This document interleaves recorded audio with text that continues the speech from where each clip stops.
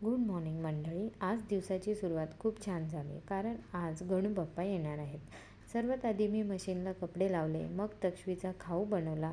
गणू बाप्पाला नैवेद्यासाठी मी मोदक बनवणार होते, पण मला तक्षवीमुळे वेळ मिळाला नाही, म्हणून मी गोडाचा शिरा बनवला. तक्षवी झोपले तर फरशी पुसून घेतली. फरशी पुसून होत नाही तेवढ्यात मॅडम उठल्या आणि हा बघा तिने किती पसारा केला. आज आमच्या सोसायटीमध्ये फॅन्सी ड्रेस आणि डान्स कॉम्पिटिशन होते.